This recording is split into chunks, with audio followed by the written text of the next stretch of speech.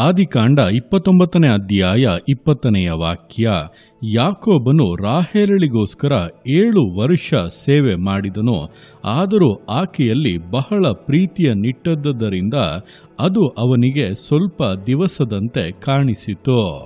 ಈ ವಾಕ್ಯದಲ್ಲಿ ಯಾಕೋಬನು ರಾಹೇಲಳಿಗೋಸ್ಕರ 7 ವರ್ಷಗಳು ಸೇವೆ ಮಾಡಿದಂಥ ಸಮಯದಲ್ಲಿ ನಡೆದಂಥ ಘಟನೆಗಳನ್ನು ವಿವರಿಸಲಾಗಿದೆ.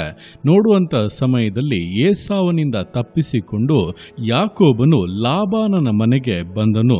ಅಲ್ಲಿ ಅವನು ತಂಗಿದಂಥ ದಿವಸಗಳಲ್ಲಿ ಸುಮ್ಮನೆ ವ್ಯರ್ಥವಾಗಿ ಯಾಕೆ ಇರಬೇಕು, ಸಂಬಳಕ್ಕೋಸ್ಕರ ಕೆಲಸ ಮಾಡು ಎಂಬುದಾಗಿ ಲಾಬಾನನು ಹೇಳುವಾಗ ಅವನಾದರೂ ರಾಹೇಲಳ ಮೇಲೆ ಪ್ರೀತಿಯ ನಿಟ್ಟದ್ದರಿಂದ ಅವಳಿಗೋಸ್ಕರ 7 ವರ್ಷಗಳು ಸೇವೆ ಮಾಡುತ್ತೇನೆ, ಅವಳನ್ನು ನನಗೆ ಮದುವೆ ಮಾಡಿ ಕೊಡು ಎಂಬುದಾಗಿ ಕೇಳಿಕೊಂಡನು. ಲಾಬಾನನಿಗೆ ಅದು ಒಳ್ಳೆಯದಾಗಿಯೇ ಎಣಿಸಿತು. ಕಾರಣ ತನ್ನ ಸಂಬಂಧಿಯಾಗಿರುವುದರಿಂದ ಅವನಿಗೆ ತನ್ನ ಮಗಳನ್ನ ಮದುವೆ ಮಾಡಿ ಕೊಡುವಂಥದ್ದು ಉಚಿತ ಎಂಬುದಾಗಿ ಆಲೋಚಿಸಿ ಅದಕ್ಕೆ ಒಪ್ಪಿದನು. ಅದರಂತೆಯೇ ಯಾಕೋಬನು 7 ವರ್ಷಗಳು ಲಾಬಾನನ ಸೇವೆಯನ್ನ ಮಾಡಿದನು, ಅವನ ಕುರಿಗಳನ್ನ ಕಾದನು. ಈ ರೀತಿಯಾಗಿ 7 ವರ್ಷಗಳ ದೀರ್ಘ ಕಾಲವನ್ನ ಕಳೆಯುವಂಥದ್ದು ಅವನಿಗೆ ಸ್ವಲ್ಪ ದಿವಸದಂತೆ ಕಂಡಿತು. ಕಾರಣ ಏನೆಂದರೆ ಈ ವಾಕ್ಯದಲ್ಲಿ ಹೇಳಲ್ಪಟ್ಟಿದೆ, ಅವನು ಆಕೆಯಲ್ಲಿ ಬಹಳ ಪ್ರೀತಿಯ ನಿಟ್ಟಿದ್ದನು ಎಂಬುದಾಗಿ. ಅಂದರೆ ಆಕೆಯ ಮೇಲಿದಂಥ ಪ್ರೀತಿಯ ನಿಮಿತ್ತ ಆ 7 ವರ್ಷಗಳ ದೀರ್ಘ ಅವಧಿಯು ಕೆಲವು ದಿವಸಗಳ ಹಾಗೆ ಕಳೆದು ಹೋಯಿತು.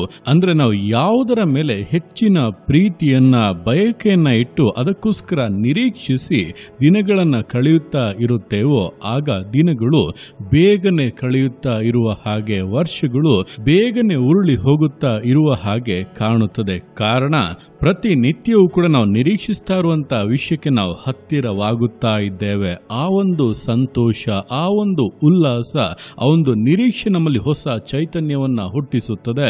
ದಿನಗಳು ಬೇಗ ಬೇಗನೆ ಕಳೆದು ನಾವಲ್ಲಿಗೆ ಮುಟ್ಟಿದರೆ ಸಾಕು, ಅದನ್ನ ಹೊಂದಿದರೆ ಸಾಕು ಎಂಬಂತ ಆಲೋಚನೆ ನಮ್ಮಲ್ಲಿ ಬರುತ್ತದೆ. ಇದೇ ರೀತಿಯಾಗಿ ಯೇಸು ಕ್ರಿಸ್ತನ 2ನೇ ಬರೋಣವು ಕೂಡ ಯಾರೆಲ್ಲ ಅದನ್ನ ನಿರೀಕ್ಷಿಸಿ, ಅದನ್ನ ಆಗ್ರಹಿಸಿ, ಬಯಸಿ ಆ ದಿನವನ್ನ ನೋಡಬೇಕು, ಅದರಲ್ಲಿ ನಾನು ಪಾಲುಗಾರನಾಗಬೇಕೆಂಬುದಾಗಿ ಎದುರು ನೋಡುತ್ತಾ ಇದ್ದಾರೋ, ಆಸಕ್ತಿಯಿಂದ ಕಾಯುತ್ತಾ ಇದ್ದಾರೋ ಅಂಥವರಿಗೆ ದಿನಗಳು, ವರ್ಷಗಳು ಬೇಗನೆ ಉರುಳುತ್ತಾ ಇದೆಯಲ್ಲ ಎಂಬುದಾಗಿ ಅನಿಸುತ್ತದೆ. ಆದರೆ ಕೆಲವರಿಗೆ ಆ ರೀತಿ ಅನಿಸುವುದೇ ಇಲ್ಲ. ಕಾಲವು ಹೋಗುತ್ತಲೇ ಇಲ್ಲವಲ್ಲ ಎಂಬುದಾಗಿ ಅಂದುಕೊಂಡು ವ್ಯರ್ಥವಾಗಿ ಸಮಯವನ್ನ ಹಾಳು ಮಾಡುವುದಕ್ಕೆ ಮುಂದಾಗುತ್ತಾರೆ. ಇನ್ನೂ ಕೆಲವರಿಗೆ ಇನ್ನೂ ಬಹಳ ಕಾಲ ಇದೆ ಎಂಬುದಾಗಿ ಒಂದು ಉದಾಸೀನತೆ ಅಥವಾ ಲೋಕದ ವ್ಯಾಮೋಹಗಳಲ್ಲಿ ಜೀವಿಸೋಣ, ಸುಖವಾಗಿ ಸಂತೋಷವಾಗಿ ಇಹಲೋಕದ ಕಾರ್ಯಗಳಲ್ಲಿ ಸಮಯವನ್ನ ಹಾಳು ಮಾಡೋಣ, ಕಾರಣ ಇನ್ನು ಬಹಳ ದಿನಗಳಿದೆ, ನಾವು ಈ ಲೋಕದಲ್ಲಿ ಬಹಳ ದಿನ ಇರಲಿದ್ದೇವೆ, ಈ ಲೋಕ ಇದೇ ರೀತಿಯಾಗಿ ಇರಲಿದೆ ಎಂಬುದಾಗಿ ಕೆಲವರ ಆಲೋಚನೆ. ಆ ರೀತಿಯಾಗಿ ಇರುವಂತವರಿಗೆ ಬಹಳಷ್ಟು ದಿನಗಳು ಕಾಣುತ್ತದೆ, ಸಮಯವು ಕೂಡ ಬಹಳ ನಿಧಾನವಾಗಿ ಉರುಳುತ್ತಾ ಇರುತ್ತದೆ. ಆದರೆ ಕ್ರಿಸ್ತನ ಬರೋಣವನ್ನ ನಿರೀಕ್ಷಿಸ್ತಾ ಇರುವಂತ ಪ್ರತಿಯೊಬ್ಬೊಬ್ಬರು ಕೂಡ ಈ ದಿವಸ ಹೇಳುತ್ತಾರೆ, ದಿನಗಳು ಬೇಗನೆ ಕಳೆಯುತ್ತಾ ಇವೆ, ವರ್ಷಗಳು ಉರುಳುತ್ತಾ ಇವೆ, ಬೇಗನೆ ನಾವು ಕ್ರಿಸ್ತನನ್ನ ಸಂಧಿಸಲಿದ್ದೇವೆ, ಆತನ ಬರೋಣವು ಸಮೀಪ ಎಂಬುದಾಗಿ. ನಿಮ್ಮ ಮನಸ್ಥಿತಿ ಯಾವ ರೀತಿಯಾಗಿದೆ? ದಿನಗಳು ಬೇಗ ಉರುಳುತ್ತಾ ಇದೆ ಅನಿಸುತ್ತಾ ಇದೆಯೋ, ಅಥವಾ ಇನ್ನು ಬಹಳಷ್ಟು ಕಾಲ ಇದೆ, ನಿಧಾನವಾಗಿ ದಿನಗಳು ಹೋಗುತ್ತಾ ಇದೆ ಅಂದುಕೊಳ್ಳುತ್ತಾ ಇದ್ದೀರೋ? ಯಾವ ರೀತಿಯಾಗಿ ಇದ್ದೀರಾ ಎಂಬುದು ನಿಮ್ಮ ಆಸೆ, ನಿಮ್ಮ ನಿರೀಕ್ಷೆ, ನಿಮ್ಮ ಬಯಕೆ ಎಲ್ಲಿದೆ ಎಂಬುದನ್ನ ತೋರಿಸುವಂತದ್ದಾಗಿದೆ. ಈ ದಿವಸ ಉದಾಸೀನವಾಗಿ ವ್ಯರ್ಥವಾಗಿ ಕಾಲಹರಣ ಮಾಡುತ್ತಾ ಜೀವಿತವನ್ನ ಕಳೆಯಬೇಡಿ. ಕಾರಣ ಸಮಯಗಳು, ಕಾಲಗಳು ಬಹಳಷ್ಟಿಲ್ಲ. ಬೇಗನೆ ಕ್ರಿಸ್ತನ ಬರೋಣವು ಸಂಭವಿಸಲಿದೆ, ಅದು ಬಹಳ ಸಮೀಪವಾಗಿದೆ. ಅದರ ಸೂಚನೆಗಳು ಲೋಕದೆಲ್ಲೆಡೆ ಕೂಡ ಕಾಣುತ್ತಾ ಇದೆ.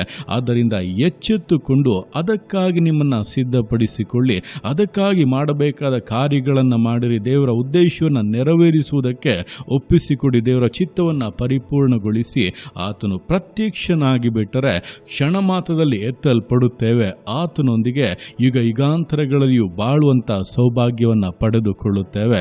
ಅದನ್ನ ತಪ್ಪಿಸಿ ಬಿಟ್ಟರೆ ಜೀವಿತವೇ ವ್ಯರ್ಥವಾಗಿ ಹೋಗಿಬಿಡುತ್ತದೆ. ಆದ್ದರಿಂದ ಈ ದಿವಸಗಳಲ್ಲಿ ದಿನಗಳಲ್ಲಿ ಯೇಸು ಕ್ರಿಸ್ತನ ಬರೋಣವನ್ನು ನಿರೀಕ್ಷಿಸಿ ಅದಕ್ಕಾಗಿ ಆಸಕ್ತಿಯಿಂದ ಜೀವಿಸಿ ದಿನಗಳು ಬೇಗನೆ ಉರುಳುತ್ತಾ ಇರುವುದು ನಿಮ್ಮ ಗಮನಕ್ಕೆ ಬರುತ್ತದೆ. ನಿಮ್ಮ ಜೀವಿತವು ಕೂಡ ತ್ವರೆಪಟ್ಟು ಕಾರ್ಯಗಳನ್ನು ಮಾಡುವಂತೆ ಸಿದ್ಧವಾಗುತ್ತದೆ. ದೇವರ ಉದ್ದೇಶ ನಿಮ್ಮಲ್ಲಿ ನಿಮ್ಮ ಮೂಲಕವಾಗಿ ಪರಿಪೂರ್ಣತೆಗೆ ಬರುತ್ತದೆ. ಆ ರೀತಿಯಾಗಿ ದಿನಗಳು ಬೇಗನೆ ಕಳೆಯುತ್ತಾ ಇದೆ ಎಂಬುದನ್ನು ಅರಿತು ಕ್ರಿಸ್ತನ ಬರೋಣವನ್ನು ನಿರೀಕ್ಷಿಸಿ ಅದನ್ನು ಎದುರು ನೋಡಿ ಅದಕ್ಕಾಗಿ ಸಮರ್ಪಿಸಿ ವಿಧೇಯತೆಯಿಂದ, ದೃಢತೆಯಿಂದ, ಸಮರ್ಪಣೆಯಿಂದ ವಿಶ್ವಾಸ ಜೀವಿತಗಳನ್ನು ಮುನ್ನಡೆಸೋಣ. ದೇವರ ಕರಗಳಲ್ಲಿ ಸಮರ್ಪಿಸಿ ಪ್ರಾರ್ಥಿಸೋಣ. ಯೇಸುವೆ ಸ್ತೋತ್ರ ರಾಜ, ಕೊಟ್ಟಂಥ ಈ ದಿವಸಕ್ಕೋಸ್ಕರ ಸ್ತೋತ್ರ ಕರ್ತನೆ. ಈ ದಿವಸ ನಿನ್ನ ಕರಗಳಲ್ಲಿ ಸಮರ್ಪಿಸ್ತಾನೆ. ಪ್ರತಿಯೊಂದು ಜೀವಿತಗಳನ್ನು ನೀನು ಆಳ್ವಿಕೆ ಮಾಡು, ಬಲಪಡಿಸು ಕರ್ತನೆ. ಹೌದಪ್ಪ, ನಮ್ಮ ಆಸೆ, ನಮ್ಮ ಬಯಕೆ, ನಮ್ಮ ನಿರೀಕ್ಷೆ ಯಾವುದರ ಮೇಲಿದೆಯೋ ಅದಕ್ಕೆ ತಲುಪುವಂಥ ದಿನಗಳು ಬಹಳ ಬೇಗನೆ ಕಳೆಯುತ್ತಾ ಇದೆ, ವರ್ಷಗಳು ಬೇಗನೆ ಉರುಳುತ್ತಾ ಇದೆ ಎಂಬಂಥ ಯೋಚನೆ, ಆ ಭಾವನೆ ನಮ್ಮಲ್ಲಿ ಬರುತ್ತದೆ. ಅದೇ ರೀತಿಯಾಗಿ ಅಪ್ಪ, ಕ್ರಿಸ್ತನ ಬರೋಣವನ್ನು ನಾವು ಆಸೆಯಿಂದ ಎದುರು ನೋಡುತ್ತಾ ಇರುವುದಾದರೆ ಈ ದಿನಗಳು, ಈ ವರ್ಷಗಳೆಲ್ಲ ಬೇಗನೆ ಕಳೆಯುತ್ತಾ ಇದೆ ಎಂಬಂಥ ಯೋಚನೆ, ಆ ಒಂದು ಎಚ್ಚೆತ್ತುಕೊಳ್ಳುವಿಕೆ ನಮ್ಮಲ್ಲಿ ಕೂಡ ಬರುತ್ತದೆ. ಆ ಎಚ್ಚರದಿಂದ ಪ್ರತಿಯೊಬ್ಬೊಬ್ಬರು ಕೂಡ ತಮ್ಮ ಜೀವಿತವನ್ನು ನಡೆಸುವುದಕ್ಕೆ, ಮಾಡಬೇಕಾದನ್ನು ತ್ವರೆಪಟ್ಟು ಮಾಡುವುದಕ್ಕೆ, ತಂದೆಯ ಚಿತ್ತವನ್ನು ನೆರವೇರಿಸೋದಕ್ಕೆ ಪ್ರತಿಯೊಬ್ಬೊಬ್ಬರಿಗೂ ಸಹಾಯ ಮಾಡು. ಕಾಲವನ್ನು ವ್ಯರ್ಥ ಮಾಡದೆ, ದಿನಗಳು ಬಹಳ ಇದೆ ಅಂದುಕೊಂಡು ಈ ದಿವಸಗಳಲ್ಲಿ ಸೋಮಾರಿಗಳಾಗಿ ಕೂರದೆ ಬೇಗನೆ ಅಪ್ಪ ನಿನ್ನ ಉದ್ದೇಶಗಳನ್ನು ನೆರವೇರಿಸುತ್ತಾ, ನೀನು ಕೊಟ್ಟಂಥ ಜವಾಬ್ದಾರಿಯನ್ನು ನಂಬಿಗಸ್ತತೆಯಿಂದ ನೆರವೇರಿಸುತ್ತಾ ಮುನ್ನಡೆಯುವುದಕ್ಕೆ ಪ್ರತಿಯೊಬ್ಬರಿಗೂ ಸಹಾಯ ಮಾಡು. ತಡೆಗಳು ನೀಗಲಿ, ಎಲ್ಲ ಕೊರತೆಗಳು ಪರಿಹಾರವಾಗಲಿ ಕರ್ತ. ನೀನು ವಿಶೇಷವಾಗಿ ನಿನ್ನ ಮಕ್ಕಳ ಸಂಗಡ ಇದ್ದು ಬಲಪಡಿಸಿ, ಆಶೀರ್ವದಿಸಿ, ಅತ್ಯಧಿಕವಾದಂಥ ನಿನ್ನ ಕೃಪೆಗಳನ್ನು ಕೊಟ್ಟು ಘನಪಡಿಸಿ ನಡೆಸಬೇಕೆಂದು ಪ್ರಾರ್ಥಿಸ್ತಾ ಇದ್ದಾನೆ. ನಿನ್ನ ಬರೋಣವನ್ನಪ್ಪ ಬಹಳ ಆಸಕ್ತಿಯಿಂದ ನಿರೀಕ್ಷಿಸ್ತಾ ಇದ್ದೇವೆ.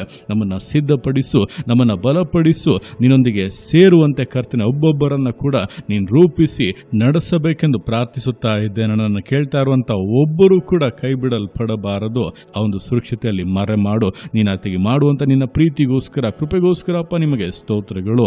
ಪ್ರತಿಯೊಂದು ಜೀವಿತಗಳನ್ನಪ್ಪ ನಿಮ್ಮ ಕರಗಳಲ್ಲಿ ಸಮರ್ಪಿಸ್ತಾ ಇದ್ದಾನೆ. ಆಶೀರ್ವದಿಸು, ಮಾನಿಸು, ಘನಪಡಿಸು. ಎಲ್ಲೋ ನಿಮ್ಮ ಕರಗಳಲ್ಲಿ ಸಮರ್ಪಿಸಿ ಎಲ್ಲ ಸ್ತುತಿಯನ್ನು ಮಾತನಾಡಬನಿಗೆ ಸಲ್ಲಿಸಿ ಯೇಸುವಿನ ನಾಮದಲ್ಲಿ ಬೇಡುತ್ತೆ ನಮ್ಮ ತಂದೆಯೇ. ಆಮೇನ್, ಆಮೇನ್.